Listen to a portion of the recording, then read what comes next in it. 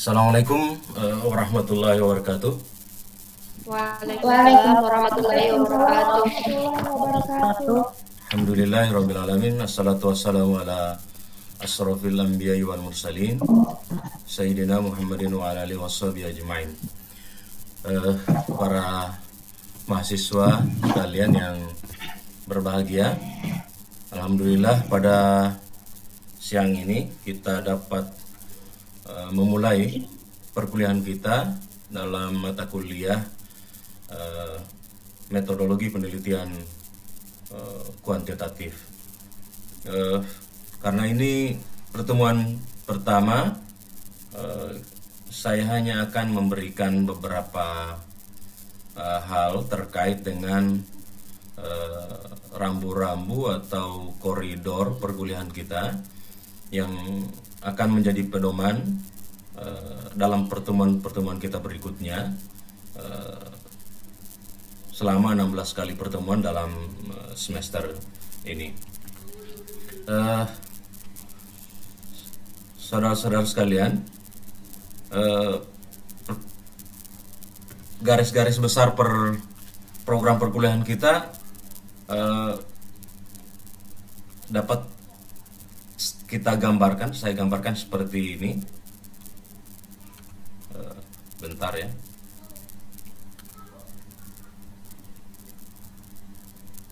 Oke, baik. Seperti ini.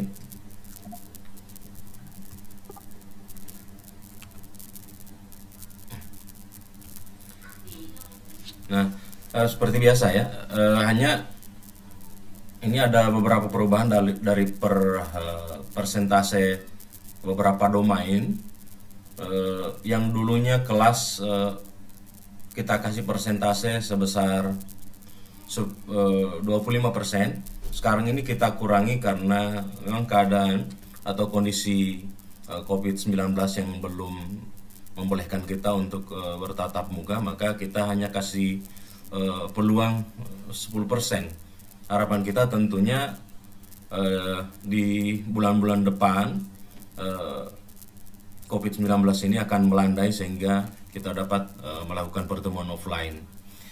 Nah, bagian lain dari perkuliahan kita ini ada untuk studi lapangan atau file ini 30%. Seperti biasa, yang sudah pernah mengikuti mata kuliah saya pasti mengetahui bagian ini di mana kita akan turun lapangan dengan melakukan observasi atau wawancara atau menganalisis dokumen untuk mendapatkan data lapangan. Apalagi ini memang judulnya atau topik nama mata kuliah kita ini adalah mata kuliah penelitian kuantitatif. Jadi kita tidak hanya berbicara secara konseptual atau teoritis, tetapi lebih penting lagi mengenal secara praktis tentang fenomena-fenomena yang terjadi di lapangan. Kemudian yang berikutnya, jelajah pustaka. Ini menjadi kewajiban juga bagi setiap mahasiswa untuk dapat mengakses berbagai sumber rujukan, berbagai bacaan. Saya menulis di sini tiga hal. Mungkin Anda dapat kembangkan pada berbagai sumber untuk Anda akses. Tiga hal ini yang saya tulis ini adalah Anda mesti membaca jurnal, hasil-hasil riset, dan buku. Nah, yang berikutnya untuk umumnya perkuliahan kita ini akan kita jalani melalui media online. Jadi seperti yang kita jalani sekarang. Seperti yang kita jalani sekarang itu dengan menggunakan media Zoom meeting. Nanti juga saya akan menyediakan bahan melalui link YouTube dan beberapa materi konsultasi melalui grup WA, grup WhatsApp yang telah yang telah ada di kelas ini. Baik, kita lanjutkan untuk pengantar perkuliahan kita, biasanya mahasiswa akan bertanya tentang bagaimana evaluasi. Nah, ini penting saya jelaskan kembali, saya sampaikan kembali. Kemarin itu di mata kuliah, saya lupa di mata kuliah apa Anda di kelas ini terlibat dengan saya bertatap muka. Dalam penilaian akhir, banyak yang ada beberapa yang sempat WA japri ke saya tentang hasil akhirnya. Padahal, nah ini saya kemukakan kembali bahwa model penilaian kita ini seperti ini. Jadi ada absensi. Jadi absensi itu terdiri dari apakah tatap muka atau online. Tetapi intinya itu adalah absensi. Dan ini sudah sudah ada dalam sistem kita di SIA. Jadi kita sudah absen secara online. Begitu perkuliahan kita selesai, itu sudah ada nilainya kalau absensi ini. Ini besarannya ini 10% untuk penilaian. Yang kedua, tugas ini besarannya 20%. Jadi Anda turun ke lapangan, melakukan observasi, wawancara, dan menganalisis dokumen. Jika nanti tiba saatnya saya tugaskan untuk mengerjakan penelitian lapangan, maka Anda mesti penuhi ini. Karena ini besar sekali pengaruhnya dalam penilaian akhir. Ini besarnya 20%. 20%. UTS itu 30%. Ini.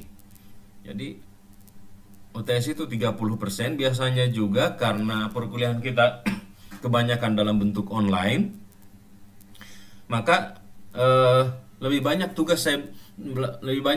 ujian tengah semester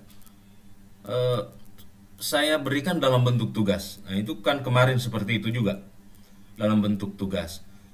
Demikian juga ujian akhir semester.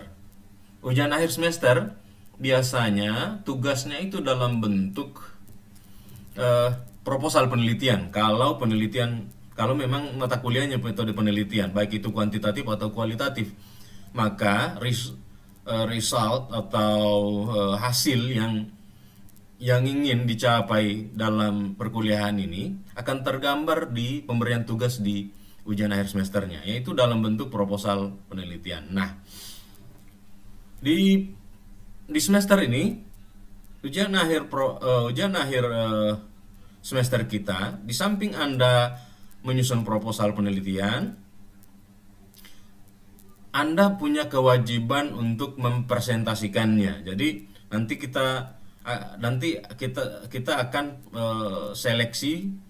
Jika tidak dapat semuanya untuk presentasi proposalnya, kita akan coba seleksi mana proposal yang terbaik dari yang buruk, kira-kira, untuk presentasi melalui Zoom meeting.